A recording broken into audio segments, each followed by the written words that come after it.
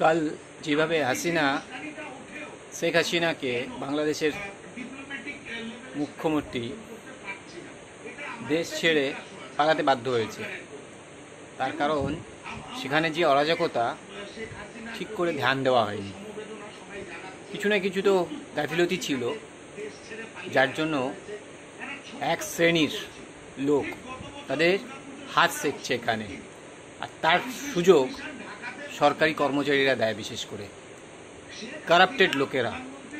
এক সময় ছোটোবেলায় শুনেছি বাংলাদেশ থেকে হিন্দুদের যেভাবে তাড়ানো হয়েছিল, ট্রেনে অর্ধেক বাংলাদেশ অর্ধেক ভারতের মধ্যে যখন ঢুকেছে কেটে কেটে নাকি ফেলে দিয়েছে, তখন মনে মনে ভাবতাম সেই সময় যদি আমাদের জন্ম হতো তাহলে আমরাও এর অ্যাকশন নিতে পারতাম। তো এই যে সিস্টেমটা সেই কবে হয়েছিল, আবার এখন এত বছর পর 2024 আবার সেই জিনিসটা হচ্ছে, এটাকে আটকানো ভীষণ দরকার। হিন্দুদের উপরে অত্যাচার এত পরিমাণে বেড়ে গেছে, শুধু বাংলাদেশ না, ভারতের ভেতরেও বাংলাদেশের থেকেও খারাপ অবস্থায় আছে।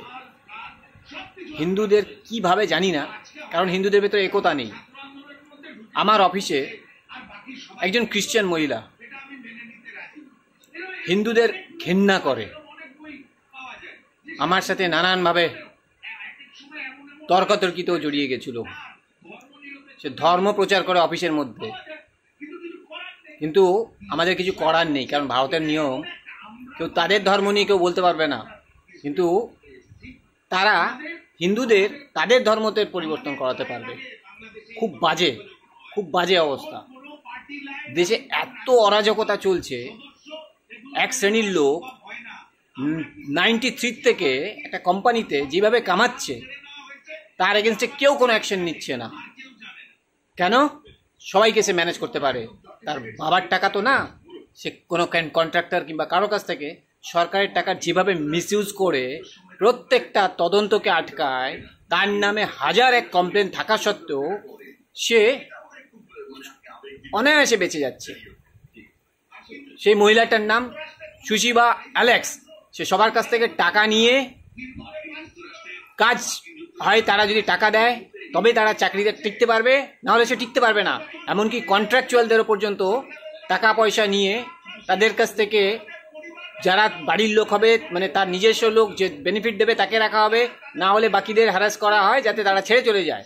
প্রত্যেকটা ক্ষেত্রে ও কারাপশনের এত প্রমাণ, তা সত্ত্বেও ডাইরেক্টর, সিও সবাই ওকে বাঁচানোর চেষ্টা করে। তার কারণ তারা এর থেকে বেনিফিট নেয়।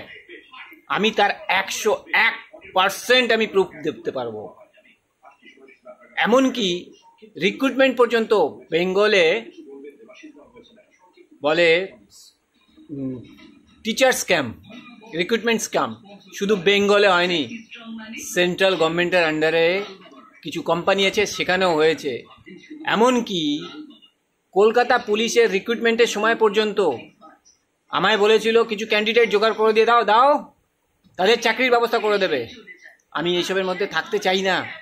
আমি কলকাতায়, দিল্লিতে প্রায় 10 মাস খুব শান্তিতে কাজ করেছি। যেদিন থেকে কলকাতায় পা রেখেছি এই চোরেদের মাঝখানে, আজ 15 বছর হতে আসলো আমার চাকরি জীবনে। 15 বছর পড়লাম, 14 বছর আমি লড়াই করে আছি। 14 বছর।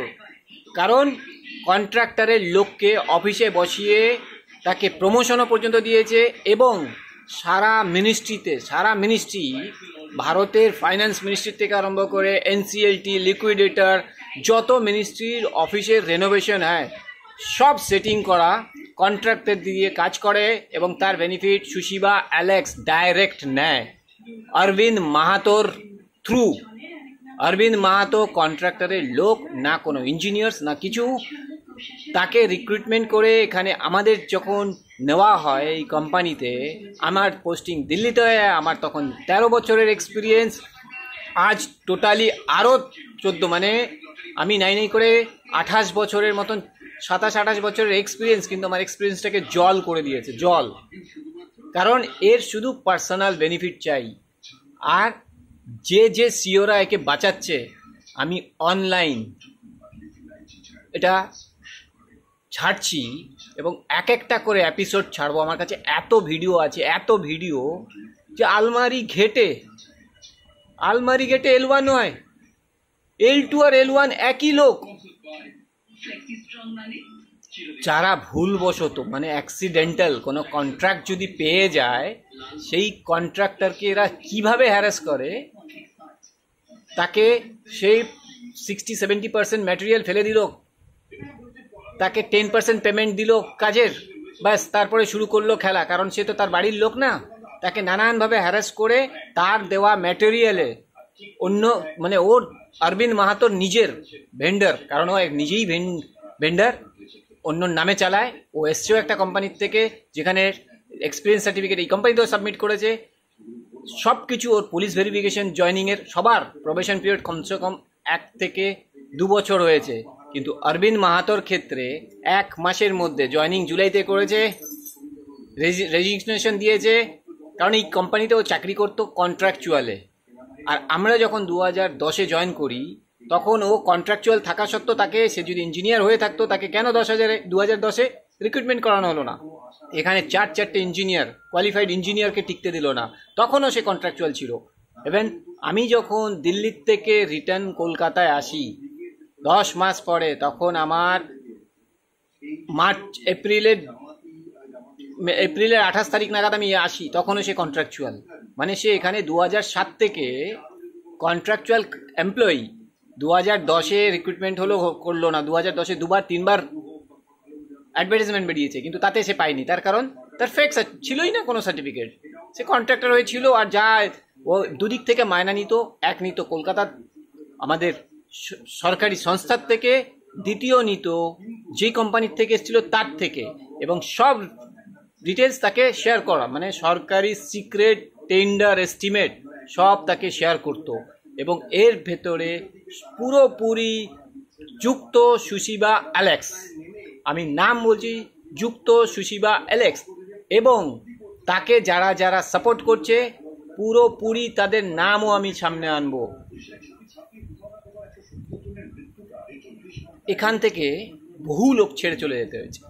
কোয়ালিফাইড ইঞ্জিনিয়াররা কলকাতায় 8 জন চাকরি ছেড়েছে, 8 জন ইঞ্জিনিয়ার্স। আর কন্ট্রাক্টরের লোক আলমারি ঘেটে L1 করানোর লোককে কি সুন্দর রেখেছে, এবং তাকে সবাই মিশে প্রোটেক্ট করছে। একটা হিন্দুর ভেতরে কোনোদিন একতা নেই, এটাই সব থেকে বড় দুঃখ। আর দেশের আইন শুধু মহিলাদের পক্ষে, পুরুষদের পক্ষে নেই। আমরা অত্যাচার হলেও বলতে পারিনি, কারণ সেক্সুয়াল হ্যারাসমেন্ট কেস শুধু মহিলারা হয় না, পুরুষরাও হয়। পুরুষদের উপরেও অনেক অত্যাচার হয়, কিন্তু পুরুষরা মুখ খুলতে পারে না। কোথায় যাবে তারা? কেউ যদি অফিসে তার সাথে শারীরিক সম্পর্ক করার জন্য চাপ দেয়, তাকে সেই ছেলেটা মুখ খোলার পারে না, উল্টো ছেলেটাকে ফাঁসিয়ে দেওয়া হয়। এ হয়তো এইভাবেই ব্ল্যাকমেল করে অনেককে লুটে খাচ্ছে, লুটে। হিন্দুদের একতা হওয়ার জন্য এখনো সুযোগ আছে।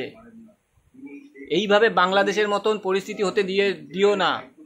আর সব থেকে দুঃখ, সিবিআই, ইডি, ভিজিলেন্স সব জায়গায় কারাপশনে ভরে রয়েছে, সব জায়গায়।